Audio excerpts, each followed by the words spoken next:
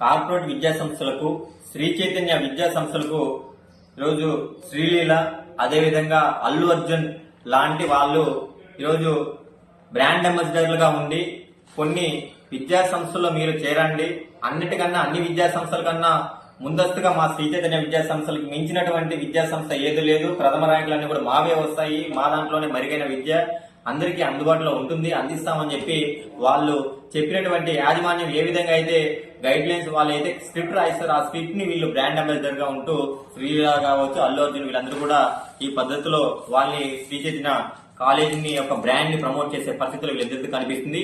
వీళ్ళు లక్షల రూపాయలు దోచుకోవడం కోసం ఈరోజు లక్షలాది మంది విద్యార్థులు వారి యొక్క తల్లిదండ్రులు వీళ్ళు ఏదైతే బ్రాండ్స్ ప్రమోట్ చేస్తున్నారో శ్రీ చైతన్య కాలేజీ మంచిగా ఉంది, మెరుగైన విద్య అందిస్తుంది, ప్రతి ఒక్కరిని కూడా ఆ పద్ధతిలో ఉన్నత స్థాయి శిఖరాలకు చేర్చే విధంగా ఉంటుందని చెప్పి శ్రీలీల గారు కావచ్చు, అల్లు అర్జున్ గారు చెప్పే మాటలు నమ్మిలో చాలా మంది ఈ విద్యా సంస్థలో చేరిపోయేసి వారి యొక్క ఉన్నత స్థాయిలకు కాదు కదా, కనీసం వారు తిరిగి ఇంటికి వెళ్తారు లేని పరిస్థితుల్లో ఈరోజు శ్రీ చైతన్య విద్యా సంస్థల హాస్టల్లో ఆ విధంగా ఇబ్బందులు ఎదుర్కొన్నారు.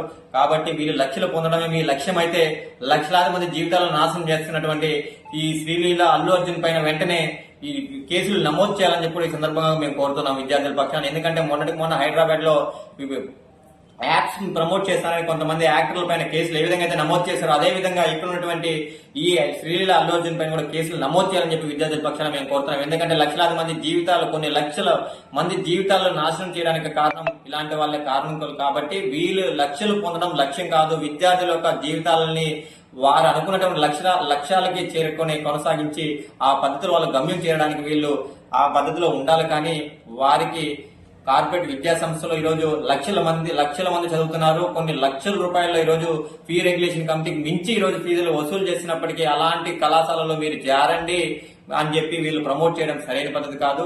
అందుకన్నా ముఖ్యంగా ఏంటంటే ర్యాంకులు. మీరు ఒక విద్యా సంస్థకి బ్రాండ్ అంబాసిడర్ గా ఉన్నారంటే అది కరెక్ట్ గా ర్యాంక్ వచ్చిందా? మన శ్రీ చైతన్య విద్యా సంస్థలోనే చదివి అతనికి ర్యాంక్ వచ్చిందా, లేకపోతే నారాయణ విద్యా సంస్థలో చదివితే ర్యాంక్ వచ్చిందా, మరి ఇంకొక ప్రైవేట్ విద్యా సంస్థలో చదివితే ర్యాంక్ వచ్చిందా? అసలు ఆంధ్ర రాష్ట్రంలో ఈ ర్యాంక్ వచ్చిందా లేదా తెలియకుండా కూడా వీళ్ళు యాడ్స్ ఇస్తే ఈరోజు ఆంధ్ర రాష్ట్రంలో ఉన్నటువంటి రెండు తెలుగు రాష్ట్రాల్లో విద్యార్థుల్ని వాళ్ళ తల్లిదండ్రులు మోసం చేసే పద్ధతిలో 111, 222 అని ర్యాంకులు ఎక్కడో కొన్ని నార్త్ లో వచ్చే ర్యాంకులు కూడా మన ఆంధ్ర రాష్ట్రంలో కళాశాల పైన 1122 జేఈ మెయిన్స్ 1, నీట్ 1, ఎంసెట్ 1 అని చెప్పి ఈరోజు ఈ విద్యా సంస్థలతో కూడా బోర్డులు వేసుకుని విద్యార్థుల్ని వాళ్ళ తల్లిదండ్రులు మోసం చేసి ఆ అడ్మిషన్ చేసుకునే పరిస్థితి కనిపిస్తుంది. కాబట్టి ఇలాంటి వాటిపైన వెంటనే చర్యలు తీసుకోవాలని చెప్పి కూడా మేము ఈ సందర్భంగా విద్యార్థుల పక్షాన వారి తల్లిదండ్రుల పక్షాన ఏఎస్ఎఫ్ గా రాష్ట్ర ప్రభుత్వం డిమాండ్ చేస్తాం.